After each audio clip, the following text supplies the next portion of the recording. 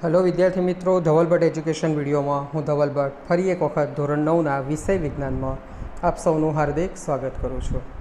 विद्यार्थी मित्रों, આપણે ધોરણ 9ની અંદર 15મા નંબરનું ચેપ્ટર અન્ન સ્ત્રોત એની ચર્ચા કરેલી હતી। અન્ન સ્ત્રોતમાં સુધારણા। હવે અન્ન સ્ત્રોતમાં સુધારણાના ઘણા બધા જુદા જુદા પ્રકારના મુદ્દાઓની ચર્ચા કરી હતી। એ મુદ્દાઓ માટે આપણે જે પાક સુધારણા પદ્ધતિ માટે જુદા જુદા માપદંડો અનુસરેલા હતા। એ માપદંડોની અંદર રોગપ્રતિકારક ક્ષમતામાં વધારો થવો, ખાતર પ્રત્યેનો પ્રતિચાર, નિપજની ઊંચી ગુણવત્તા અને ઉત્પાદન વધુ, આ બધા જે ભાગો જે છે એની આપણે ચર્ચા કરી। વિદ્યાર્થી મિત્રો, હવે આજે આપણે પાક સુધારણાની અંદર સંકરણ, આ સંકરણ એક નવીન પ્રકારનો શબ્દ છે। એ સંકરણનું મહત્ત્વ શું છે અથવા તો સંકરણ એટલે શું? તો સંકરણને આપણે બીજી એક સરળ ઉદાહરણથી સમજી શકીએ કે કોઈ પણ એક સારી જાતનો પાક હોય, એ સારી જાતનો પાક, ધારો કે આપણે બે જુદા જુદા દેશોની એક કમ્પેરિઝન કરીએ કે ધારો કે અમેરિકાની અંદર કોઈ એક એક્સ પ્રકારનો પાક છે। એ એક્સ પ્રકારનો પાક બહુ સારી માત્રામાં, ઉચ્ચ ક્વોલિટીમાં, ઉચ્ચ ગુણવત્તામાં પાકે છે। ભારતની અંદર પણ કોઈ એક વાય પ્રકારનો પાક છે।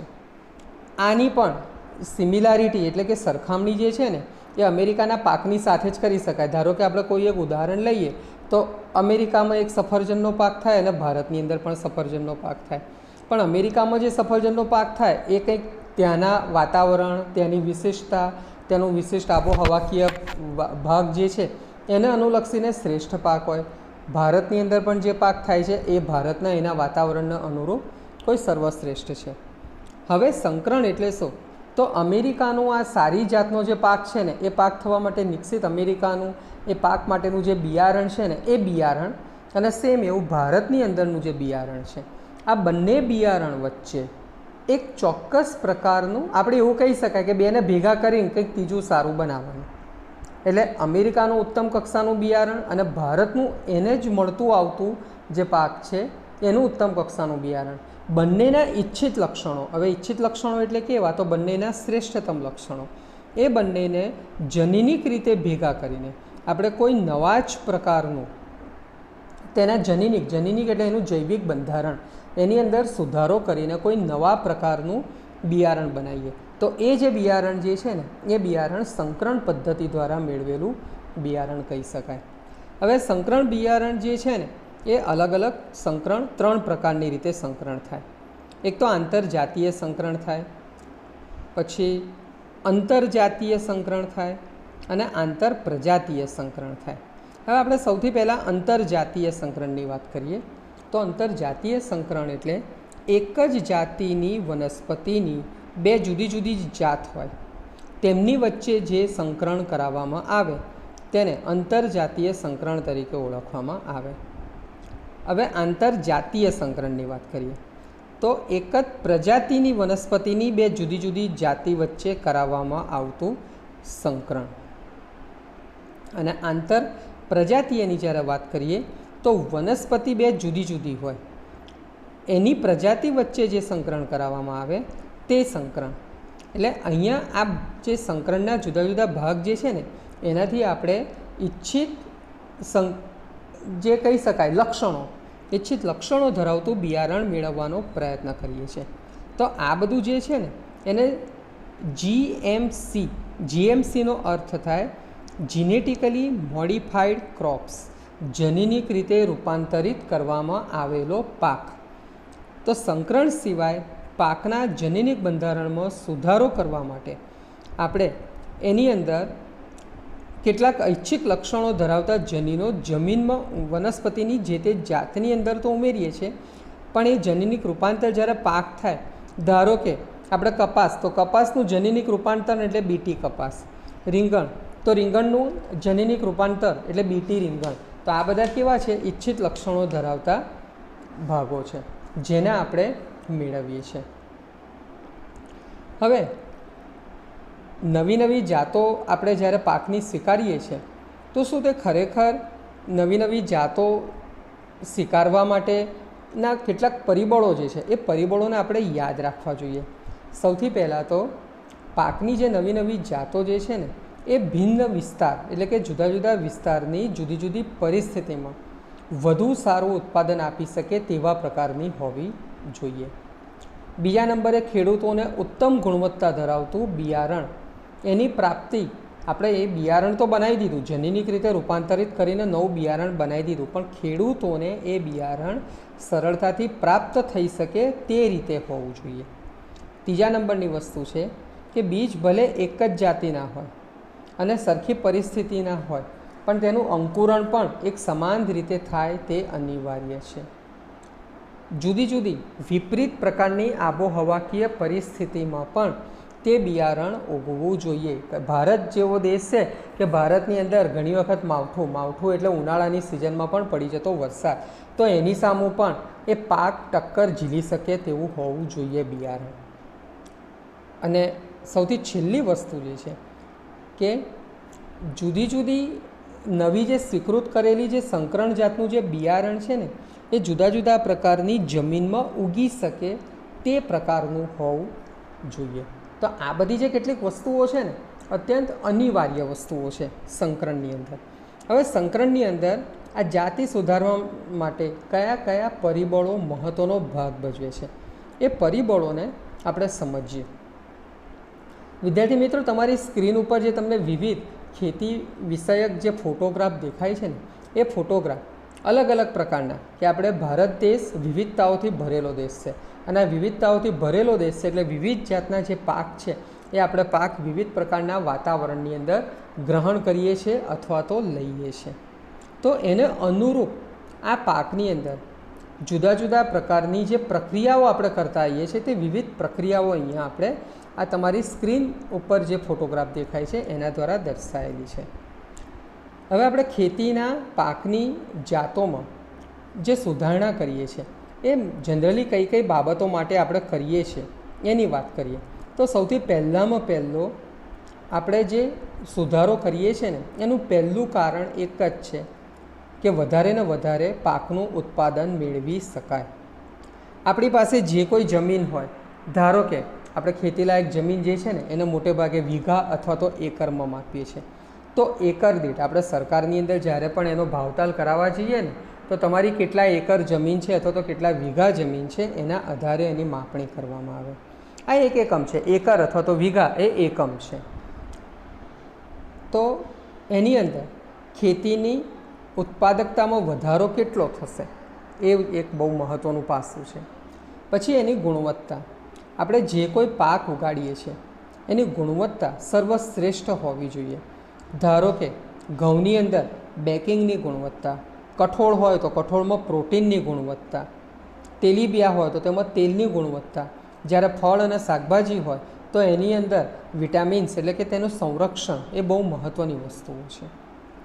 ત્રીજા નંબરની વસ્તુ છે એની જૈવિક અને અજૈવિક પ્રતિરોધકતા. જૈવિક અને અજૈવિક પ્રતિરોધકતાની જ્યારે આપણે વાત કરીએ તો વિવિધ પ્રકારના રોગો, કીટકો, કૃમિ વગેરે જેવા જૈવિક ઘટકો, જ્યારે ઠંડી, હિમપાત એટલે કે બરફના કરા પડવા, ક્ષારતા, જમીનની અંદર ક્ષારણનું પ્રમાણ વધારે હોય, પાણીની અંદર ક્ષારણનું પ્રમાણ વધારે હોય, અતિવૃષ્ટિ, અનાવૃષ્ટિ, દુકાળ જેવી અજૈવિક પરિબળો અથવા તો પરિસ્થિતિઓની અંદર પાકના ઉત્પાદનમાં ઘટાડો સંભવી શકે છે. તો આ વિવિધ પ્રકારની આકસ્મિક પરિસ્થિતિઓની અંદર જે કોઈ પ્રકારની તકલીફ અથવા તો જે કોઈ પ્રકારની તાણ સર્જાય છે તેનો પ્રતિકાર કરી શકે તેવું હોવું અનિવાર્ય છે. ચોથા નંબરની વસ્તુ આપણે વાત કરીએ છીએ તેનો પરિપક્વન સમયગાળો જે છે એની અંદરનો ફેરફાર. બિયારણ જ્યારે આપણે વાવીએ છીએ તો બિયારણ વાવવાથી લઈને પાક ઉગી જાય, પાક ઉગ્યા પછી પાકની લણણી કરવી, લણણી સુધીનો આ બધો જે સમયગાળો છે ને એ શક્ય તેટલો ટૂંકો સમયગાળો હોય એ ઈચ્છનીય છે, કે જેના કારણે પાકના ઉત્પાદનનો ખર્ચ ઓછો થાય અને ખેડૂત દરેક વર્ષે પોતાના ખેતરમાં એકથી વધુ પાક લઈ શકે અને એની આ તમામ પ્રકારની પ્રક્રિયા ખૂબ જ સરળ રીતે સંપૂર્ણ થાય તેવું હોવું જોઈએ. આ બધી પરિસ્થિતિ દરમિયાન પાકને નુકસાન પણ લગભગ ના બરાબર એટલે કે ઓછું થાય એવો પ્રયાસ હોવો જોઈએ. પછી અનુકૂળતા. અનુકૂળતા એટલે શું? તો વિવિધ પ્રકારની અનુકૂળતા ધરાવતી જાતોનો જ્યારે વિકાસ કરવામાં આવે તો જુદા જુદા પ્રકારના જે વિસ્તારો છે એ જુદા જુદા પ્રકારના વિસ્તારોની વિવિધ આબોહવામાં ઉગાડી શકાય તે પ્રકારની અનુકૂળતા ઉપયોગી થઈ શકે છે। અને સૌથી પાકના અંતિમ જે તબક્કો છે, જે વિવિધ પ્રકારનું આપણે પ્રબંધન કરવાનું છે, કૃષિકીય પ્રબંધનની અંદર તો સૌથી પહેલું જ આપણે કૃષિકીય લાક્ષણિકતા એટલે શું? તો ધારો કે ઘાસચારાનો જ્યારે પાક વિવિધ પ્રકાર, તો એની એ પાક માટે લાંબી અને વધુ શાખાઓ, જે કેટલાક પેરામીટર આપણે ઘાસચારાની અંદરનું ઇચ્છિત લક્ષણ છે કે એની શાખાઓ વધુ વિકસિત હોય અને વધુ રોકાણ લાંબી હોય, બિલકુલ ના હોય, પણ અનાજ માટે રોકાણ એ છોડ લાંબો આપણને શક્ય નથી, કારણ કે એનું ઇચ્છિત લક્ષણ એ પ્રકારનું એક આપણે પ્રણાલી તો આ જ રીતે જોઈએ। જ્યારે પાકનો ઉછેર કરવામાં આવે તો આપણે જે ઉછેર બીજા પાકનો કરતા વધુ રોકાણ તો એની અંદર ઉત્પાદન પણ એટલું વધારે લાક્ષણિકતા હોય, ખેડૂતનું જે કોઈ ખર્ચો કરેલો એ પ્રકારની લક્ષણો કવર કરવો જ પડે। પાકની એ પ્રકારની જાતો એ વધુ પ્રકારના ઉત્પાદન, હવે જ્યારે અંદર આ બધી જ વસ્તુઓનું ધ્યાન આપણે જ્યારે રાખવાનું છે હોય છે, તો સૌથી પહેલાં તો હવે આગળ આપણે જ્યારે જઈએ પાકની જ્યારે ભારતની અંદર વિવિધ પ્રકારની જુદી જુદી એની અંદર ખેડૂતો રહે છે, જૈવિક અને અજૈવિક પરિબળોની ચર્ચા કરી। આ જૈવિક અને અજૈવિક પરિબળો પાકને કે જેમની પાસે પોતાની અઢળક જમીન નુકસાન કઈ રીતે કરે, જે પોતે ખેતી કરતા નથી, જૈવિક પરિબળો જે હોય ને તે વિવિધ પ્રકારના સૂક્ષ્મજીવો, કીટકો, કૃમિઓ આવા વગેરે જેવા પરિબળો, એનાથી અનેક ખેડૂતો કામ કરે। જ્યારે અજૈવિક પરિબળોમાં ગરમી, ઠંડી, બરફના તો આમને આપણે મોટા ખેડૂત કહી શકીએ। વધુ પડતું પાણી મળી જવું અથવા તો બિલકુલ પાણી ના મળવું, જમીનની અંદર ગરીબ નિમ્નતાનો અનુભવ થવો, ગરીબ અનાવૃષ્ટિ થવી, કે જેમની પાસે કદાચ ખેતી માટે જરૂરી બીજની અંકુરણ ક્ષમતાને ઘટાડવો, પાકના વજન, આધુનિક ટેકનોલોજીનો દાણાના કદમાં ઘટાડો, આધુનિક કક્ષાના સંકરણયુક્ત બિયારણ, છોડને વધુ પડતું પાણી મળવાથી છોડ, તો આ વિવિધ પ્રકારના ખેડૂતોની પણ આપણે વગેરે જે છે એવા ખેડૂતો પણ છે કે જેમની પાસે પોતાની કોઈ જમીન નથી, હવે પણ અન્ય સુધારણા માટે ખેડૂતની જેમ આગળ પોતે ભાગે લે છે, ઈચ્છિત અને લક્ષણો ખેતી કરીને એ ગુજરાન ચલાવે છે। વનસ્પતિ હવે જ્યારે આ પ્રકારના ખેડૂત હોય તો આપણને પ્રશ્ન થાય કે તો એ ખેડૂતને મળવાનું શું? એ તો બીજાની એની અંદર કરે છે। આપણે જેમ હમણાં વાત કરી ઘાસચારો હોય તો ઘાસચારાની અંદર એની શાખાઓ લાંબી હોય એ ઈચ્છિત ખેડૂત આખા વર્ષ પછી કઠોળ કે અનાજનો છોડ જ્યારે તમે ઉગાડો તો એ બહુ મોટું વૃક્ષ ના હોવું જોઈએ, એના વામન અને 3 નાના કદના છોડ હોય જેનું ખેતર હોય ઈચ્છિત લક્ષણ મળે। તો જે પ્રકારની જે કૃષિકીય નફામાંથી જરૂરિયાતો છે પોતાની કેટલીક વૈજ્ઞાનિક અભિગમ અને દર વર્ષે પેલો ખેડૂત એના ખેતરને સંભાળવાનું કામ કરે। હવે જ્યારે જુદા જુદા વર્ગના ખેડૂત પાકને અનુલક્ષીને એમની પાસે કોઈની પાસે પૂરતી જમીન છે તો આપણી પાસે હવે પાક ઉત્પાદન માટેનું જે કોઈની પાસે પૂરતી પ્રબંધન એટલે ટેકનોલોજીની વ્યવસ્થા છે એની અંદર તો ઘણા ખેડૂતો પાસે મહત્વના કેટલાક સીધી સાદી પદ્ધતિ, પુરાણી પદ્ધતિથી ચાલતી એ મુદ્દાઓની આપણે ચર્ચા કરી। એટલે ત્યાં આગળ પાકના ઉત્પાદનમાં પણ ફેરફાર થાય, પણ અહીંયા જ્યારે પાકના ઉત્પાદનની અંદર આપણે જ્યારે વ્યવસ્થાપન કરવાનું હોય તો સૌથી પહેલાં તો આપણે જે કોઈ પાક લઈએ છીએ ને એની અંદર એના પોષક તત્વો એનું પ્રબંધન બહુ મહત્ત્વનું છે। હવે આપણે પોષક તત્વોના પ્રબંધનની વાત સમજીને પહેલાં થોડી એક બેઝિક વાત સમજવી જરૂરી છે કે ઉત્તમ પાક શા માટે થવો જોઈએ? તો ઉત્તમ પાક એટલા માટે થવો જોઈએ કે જે તે મનુષ્ય અથવા તો જે તે સજીવ જ્યારે ઉત્તમ પાકનો ઉપયોગ કરશે ને તો એ તંદુરસ્ત પણ થશે, એની તંદુરસ્તી વધુ વિકસિત થશે અને એ તંદુરસ્તી જે તે ખેડૂતના પરિવારથી લઈને તેના દેશની અંદર જ કામમાં આવવાની છે। ઉત્તમ ભોજન એટલે આપણે એવું કહી શકાય કે વિવિધ પ્રકારના ઘટકોયુક્ત ભોજન, વિવિધ પ્રકારના ઘટકો એટલે કે જેમાંથી પૂરતી માત્રામાં ઉર્જા અથવા તો શક્તિ મળી રહે તે પ્રકારનું ભોજન। એટલે ઉત્તમ પ્રકારનું ભોજન મેળવવા માટે આપણે ઉત્તમ પ્રકારનું પાક મેળવવો પડે અને ઉત્તમ પ્રકારનો પાક મેળવવા માટે આપણે એ પાકની અંદર ઉત્તમ પ્રકારનું બિયારણ અને ઉત્તમ પ્રકારના એ બિયારણની વાવણી કરવા માટેના જે વ્યવસ્થાપનો છે એ વ્યવસ્થાપનો પણ આપણે ઉપલબ્ધ કરાવવા અનિવાર્ય બની જતા હોય છે।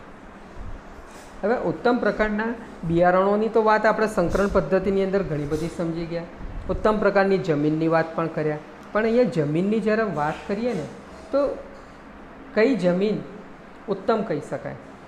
તો અહીંયા વનસ્પતિ જે છે ને એને પોષક તત્વોની માત્રા જમીનમાં કેટલી પ્રમાણમાં છે અથવા તો કેટલા પ્રમાણમાં છે તેના આધારે આપણે નક્કી કરીએ। હવે જનરલી વનસ્પતિને કુલ 16 જાતના પોષક તત્વોની જરૂર પડે। યાદ રાખજો, કેટલા પોષક તત્વો? 16 જાતના પોષક તત્વોની જરૂર પડે છે। આ જે 16 પોષક તત્વો છે ને એ વનસ્પતિને હવા, પાણી અને જમીનના માધ્યમ દ્વારા મળે છે। ફરી એક વખત આપણે રિપીટ કરીએ છીએ કે 16 પોષક તત્વો જમીનની અંદરથી નથી મળતા, પણ આ જે 16 પોષક તત્વો છે એ વનસ્પતિને હવા, પાણી અને જમીનના માધ્યમ દ્વારા મળે છે. હવે પ્રશ્ન થાય કે આ ત્રણ વસ્તુઓ કેવી રીતે શક્ય બને? તો જમીનમાં તો આપણે પાક ઉગાડેલો હોય એટલે મોટાભાગના પોષક તત્વો જમીનમાંથી મળવાના. ત્યારબાદ હવાની અંદરથી તે ઓક્સિજન ગ્રહણ કરે, બરાબર, એટલે હવાની અંદરથી પણ તત્વો મળ્યું. અને પાણી તો આપણે સિંચાઈમાં ઉપયોગ કરીએ જ છીએ. તો વનસ્પતિના આ જે 16 પોષક તત્વો છે ને એની આપૂર્તિ કેવી રીતે થાય એની જો આપણે ચર્ચા કરીએ તો સૌથી પહેલાં તો તેને હવામાંથી કાર્બન અને ઓક્સિજન આ બે મહત્ત્વપૂર્ણ તત્વો મળે છે, જે બંને તત્વો બહુ મહત્ત્વના છે. પ્રકાશ સંશ્લેષણની પ્રક્રિયામાં વનસ્પતિને કાર્બનની જરૂર પડે અને શ્વસનની પ્રક્રિયામાં વનસ્પતિ ઓક્સિજનની જરૂર પડે છે. આપણે પ્રકાશ સંશ્લેષણની પ્રક્રિયા આગળ 6ઠું, 7મું, 8મું બધા ધોરણની અંદર ભણી ચૂકેલા છે, એટલે અત્યારે આપણે એની કોઈ વિશેષ ચર્ચા કરતા નથી. પણ આપણે એટલું જાણીએ છીએ કે પ્રકાશ સંશ્લેષણની પ્રક્રિયામાં સૂર્યપ્રકાશની હાજરીમાં લીલી વનસ્પતિ એમાં રહેલા ક્લોરોફિલ દ્રવ્યની મદદથી વાતાવરણમાં રહેલા કાર્બન ડાયોક્સાઇડ વાયુનું શોષણ કરે છે. હવે જ્યારે કાર્બન ડાયોક્સાઇડ વાયુ કહીએ એટલે કાર્બન અને ઓક્સિજન બંને પ્રકારના વાયુઓનું સંમિશ્રણ એની અંદર થાય છે, ઉપયોગમાં થાય છે. અને આ જ વનસ્પતિ જ્યારે રાત્રિ દરમિયાન શ્વસનની પ્રક્રિયા કરે એટલે તે કાર્બન ડાયોક્સાઇડ મુક્ત કરશે અને વાતાવરણમાંથી ઓક્સિજનને ગ્રહણ કરે છે. આ જ રીતે વનસ્પતિને પાણીની અંદરથી H2O પાણીનું અણુસૂત્ર છે, એટલે એમાં ઓક્સિજન તો છે જ, પણ સાથે સાથે અન્ય એક પોષક તત્વ છે હાઇડ્રોજન. તો વનસ્પતિને પાણીની અંદરથી હાઇડ્રોજન અને ઓક્સિજન મળે છે. આમ ઓક્સિજનના સ્ત્રોત બે જગ્યાના થયા, એક હવામાંથી પણ મળે છે અને એક પાણીમાંથી પણ મળે છે. ઓકે, હવે અહીંયા આપણે એટલું તો ચર્ચા કરી લીધી કે જમીન અને પાણી એમાંથી બે મહત્ત્વના ઘટકો, કુલ 3 મહત્ત્વના ઘટકો થયા, પણ આ બંને ઘટકોમાંથી ઓક્સિજન તો મળે જ છે, પણ સાથે સાથે કાર્બન અને હાઇડ્રોજન પણ પોષક તત્વ તરીકે મળે છે. હવે આપણને પ્રશ્ન થાય કે વનસ્પતિના પાણી ક્યાંથી મળ્યું? તો સિંચાઈની વિવિધ પ્રકારની પદ્ધતિઓની અંદર આપણે પાણીનો ઉપયોગ કરીએ છીએ. નદીનું પાણી, તળાવનું પાણી, સરોવરોનું પાણી, નહેર દ્વારા, કેનાલ દ્વારા વગેરે જુદા જુદા સ્ત્રોત દ્વારા આપણે આ પાણીને ભેગું કરીએ છીએ અને ખેતીની અંદર એ પાણીનો ઉપયોગ કરીએ છીએ. એટલે કે આપણે સિંચાઈની અંદર પાણીનો ઉપયોગ ભરપૂર માત્રામાં કરીએ છીએ. ભરપૂર માત્રા એટલે જે તે પાકની જરૂરિયાતને અનુલક્ષીને. કુલ 3 પોષક તત્વો આપણને 2 માધ્યમમાંથી મળ્યા, એટલે હવે બહુ સ્પષ્ટ વસ્તુ છે કે સૌથી છેલ્લા નંબરનું જે માધ્યમ એટલે જમીનનું માધ્યમ જે થયું, એ જમીનના માધ્યમની અંદરથી વનસ્પતિને 16 જાતના પોષક તત્વોમાંથી 13 પોષક તત્વો મળી આવે છે. આ 13 પોષક તત્વો એટલે તમને અહીંયા તમારી સ્ક્રીન ઉપર સંજ્ઞા દ્વારા જે દેખાય છે તે તત્વો nitrogen, magnesium, sulphur, phosphorus, potassium, zinc, boron, manganese, calcium, copper, molybdenum, chlorine, iodine વગેરે જેવા તત્વો. હવે આ જે 13 પોષક તત્વો છે ને એ 13 પોષક તત્વોનું શું માત્રા એક સરખી હોય છે? તો ના, આ 13 પ્રકારના પોષક તત્વોની માત્રા એક સરખી હોતી નથી. કેટલાક તત્વો વધારે માત્રામાં તો કેટલાક તત્વો ઓછી માત્રામાં જરૂરી હોય છે. અથવા તો એવું કહી શકાય કે વનસ્પતિની જરૂરિયાતને અનુલક્ષીને કેટલાક તત્વો અત્યંત જરૂરી આવશ્યક તત્વો જેને આપણે બૃહદ અથવા તો ગુરુ પોષક તત્વો તરીકે ઓળખીએ છીએ, અને કેટલાક તત્વો ગૌણ છે કે જે ઓછી માત્રામાં મળે તો પણ ચાલે, તો એવા તત્વોને આપણે લઘુ પોષક તત્વો તરીકે ઓળખીએ છીએ. હવે લઘુ પોષક તત્વો અને ગુરુ પોષક તત્વોની જ્યારે આપણે ડેફિનેશનની વાત કરીએ તો એની કોઈ વ્યાખ્યા ના આપી શકાય, પણ એના પ્રમાણના આધારે તો ભૂમિ એટલે કે જમીનમાંથી જે 13 પોષક તત્વો મળે છે એ 13 પોષક તત્વોની અંદરથી 6 તત્વો વધુ માત્રામાં જરૂરી છે. આ 6 તત્વો એટલે આપણે અહીંયા તમારી સ્ક્રીન ઉપર જે તમને દેખાય છે તો એની અંદર જુઓ, ભૂમિની અંદરથી મળતા તત્વો એમાં બૃહદ પોષક તત્વો અથવા તો ગુરુ પોષક તત્વો, તો એની અંદર nitrogen, phosphorus, potassium, calcium, magnesium અને સલ્ફર, આ 6 પોષક તત્વો એ મુખ્ય પોષક તત્વો છે. એટલે આપણે કહી શકીએ કે 13માંથી આ 6 તત્વો તો એને વધુ માત્રામાં જરૂરી છે જ અને એને મળવા જ જોઈએ. એ સિવાયના બાકીના જે તત્વો છે એને સૂક્ષ્મ પોષક તત્વ અથવા તો લઘુ પોષક તત્વ તરીકે ઓળખીએ છીએ. આ લઘુ પોષક તત્વો એટલે આપણે જોઈએ છે તો ઝીંક, કોપર, મોલિબ્ડેનમ, ક્લોરિન, આયોડિન વગેરે જે તત્વો છે, બરાબર, એ તત્વો ગૌણ પોષક તત્વો અથવા તો લઘુ પોષક તત્વો તરીકે ઓળખવામાં આવે છે.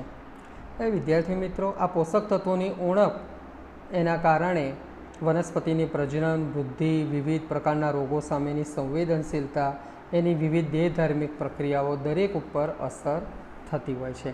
હવે આ પોષક તત્વોની પૂર્તિ કેવી રીતે કરી શકાય એના વિશેની ચર્ચા, એટલે આપણે ખાતરનો ટૉપિકની શરૂઆત. તો આપણે વિવિધ પ્રકારના ખાતરોની જરૂરિયાત વિશે આગલા અંકની અંદર અભ્યાસ કરીશું. ધન્યવાદ.